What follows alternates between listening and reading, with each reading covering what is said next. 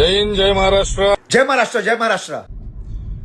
बे जल्दी बोल, कल सुबह पनवेल निकलना है। कोई टिकटॉकर या पवन सिंह करके क्या टिकटॉकर?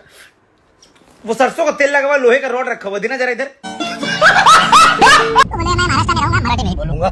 चाहे जो हो जाए, मर जाऊंगा लेकिन मराठी नहीं बोलूंगा।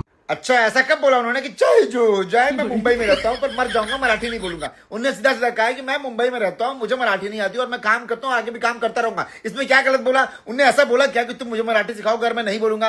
अरे यार, बेबी खान, सॉरी बाबा खान ढाबा। हैं? कौन सा स्टार है रे तू ढिल्ले? क्या बोला? साले इतना जूता मारूंगा ना मुंह पे खींच करके, घर वाले 2 घंटे तक पहचानने से इनकार कर देंगे। सस्ते दुकान से खरीदा गया खराब पैकेट का खराब हाजमोले की तरह दिखने वाला इंसान। ऐसा मैं नहीं कह रहा हूँ, ये लोग कह रहे हैं, ये पवन भैया के फैंस बाबा खान आपको तुम लोग कैसा बोल रहे हो रे?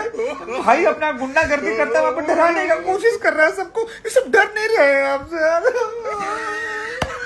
पर पापा हम सबको बताएंगे भाई हमारा गुंडा है वहां का, तुम लोग डरो। बाबा खान मैं बोलूंगा, तुमको पता नहीं कि ये कौन है, तुमको पता नहीं ना कि कौन है कोई, लेकिन डरा रहा है ना भाई, तो डरो। अगर महाराष्ट्र अपनी संस्कृति की इज्जत करता है तो हम महाराष्ट्र की संस्कृति। अरे वो महाराष्ट्र संस्कृति महाराष्ट्र का ठेकेदार। यहाँ पे किसी को कोई दिक्कत नहीं मराठी सीखने में ना मराठी बोलने में। सिखाओ तो सही प्यार से। अभी तेरे से अच्छी बैठ करके तेरे सामने उर्दू की बुक खोल करके मैं पढ़ दूंगा। ठीक है। बगदाद के काबिल एहतराम किरदार अब्बासी अल-मुस्तानसीर के फर्जंद अर्जमंद, अब्दुल अजीज के फर्जंद अर्जमंद, यूसुफ के फर्जंद अर्जमंद कल दोपहर दौलताबाद तशरीफ ला रहे हैं। ऐसा बोल के दिखाओ, नहीं बोल पाओगे। क्यों? क्योंकि तुमने सीखा नहीं है प्यार से। बात तो सही है, हमने सीखा है, हमें प्यार से सिखाया गया है, इसलिए हम ये बोल रहे हैं। हमें मराठी सिखाओ प्यार से, हम मराठी भी बोलेंगे, हमें कोई दिक्कत नहीं है। हिंदू मुस्लिम सब भाई भाई हैं, मराठी सब भाई भाई हैं। तुम जैसे लोग लड़ाई लगवाते हो तो ये मत करो। क्या बात है सर, क्या बात है सर। राज ठाकरे को जो चैलेंज करता है ना, देखो फिर वही बात, मतलब कहाँ राज ठाकरे, कहाँ पवन भैया, मतलब वो इतने बड़े ठाकरे खानदान के वारिस, और पवन भैया एक्टर। कभी कल को राज ठाकरे सर अगर सामने आ जाएंगे ना तो पवन भैया झुक करके पैर ही छुएंगे, क्योंकि उनके अंदर ये आदर है, सत्कार है, सम्मान है। वो क्यों चैलेंज करेंगे उनको जाकर के? भाई ये बड़ी अच्छी बात कही आप। पवन भैया ने किसी को गलत नहीं बोला, ना मुसलमानों को ना महाराष्ट्र को, सब लोग उनके लिए एक समान है, बराबर हैं, भाई भाई हैं। और हमारे दोस्त, मेरे मुंबई के अंदर 13 से ज्यादा मुसलमान मेरे दोस्त होंगे।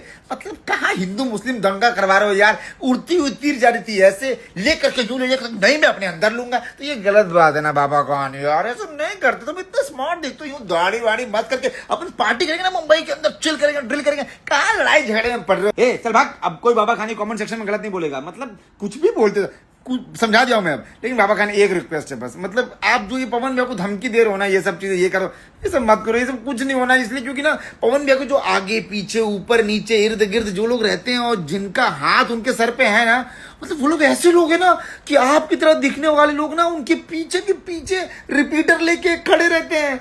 तो कुछ फायदा नहीं होना, मतलब इधर कुछ नहीं होना है और उधर बहुत कुछ हो जाना है। तो इसका क्या फायदा है? मतलब भाई भाई है, दोनों लोग मिलकर रहेंगे, पार्टी शार्टी करेंगे। गजब टू भी आदमी।